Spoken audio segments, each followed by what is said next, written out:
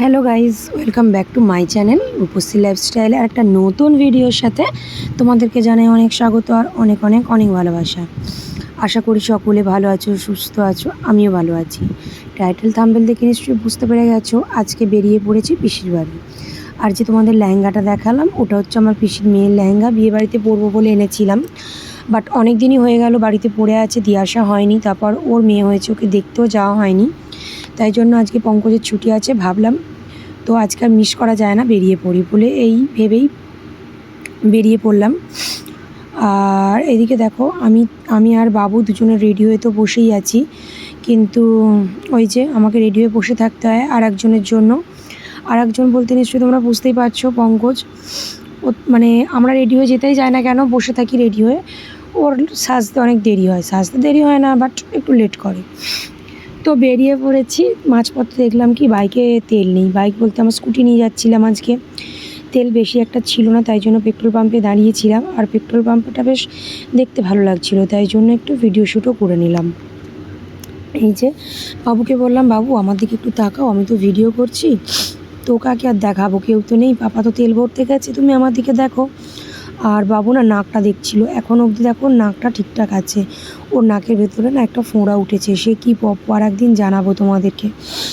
তো দেখো পেট্রোল পাম্পের দিকে চলে গিয়েছিলাম মিষ্টির দোকানে। মিষ্টি দেখতে আমার খুবই ভালো লাগে, কত রঙের রঙের মিষ্টি, কিন্তু যত ভালোই মিষ্টি হোক না কেন মিষ্টির প্রতি আমার ইন্টারেস্ট খুব একটা নেই আগাগোড়াই। আর এই যে দেখো চলে এসেছিলাম ওকে দেখতে, আর কাঁচা ঘুম থেকে বেচারিকে তুলে দিয়েছিলাম, তাই জন্য কাঁদছিল, নয়তো খুবই লক্ষ্মী মেয়ে, অত কান্নাকাটি করে না। ওর একটা নাম ছিল অর্ণা, আর কি নাম ছিল আমি ভুলে গিয়েছি। তো যাকে অর্ণা খুবই ভালো মেয়ে, অর্ণাকে অনেক অনেক অনেক ভালোবাসা, অনেক মুয়া। তো এই যে পিসির মেয়ে, এখানে পঙ্কজ আছে, আর পিসির বড় মেয়ে ছিল না, ওরা ছিল ওদের বাড়িতে, তো ওখানেও যাবো, ওখানে গিয়ে একটু ভিডিও শ্যুট করবো। আর বাবু খালি একইভাবে আমাকে বলে যাচ্ছিলো, মাম্মা আমি বনিকে কোলে নেবো, মাম্মা আমি বনিকে কোলে নেবো।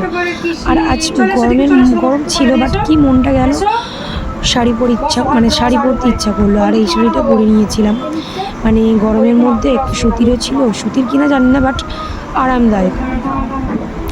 তো শাড়ি পরলে মানে শ্বশুরবাড়ির লোকও যেরকম অবাক হয়, আর চারপাশের লোকজনও অবাক হয়। মানে শাড়ি তো খুব একটা পরা হয় না, আমাকে নিশ্চয়ই তোমরা খুব কমই দেখবে যে আমি শাড়ি পরেছি। আর এদিকে দেখো বাবু ছোট বলে না, ও ঠিক পছন্দ করছিল না। ওখান থেকে একটু আড্ডা টাড্ডা মেরে খাওয়া দাওয়া করে চলে এসেছি পিসির বড় মেয়ের বাড়িতে, পাশেই থাকে ওরা। আর এই যে দেখো দুজনে মিলে খেলতে বসে গেছে, আর এখানে আমরা করছি গল্প।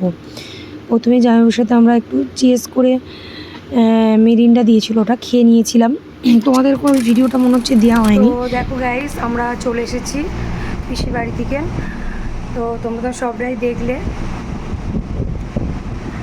আর শরীরটা একদম ভালো লাগছে না, কেন জানি না, অসুস্থ মতন লাগছে, আর ঘুমও খুব পাচ্ছে।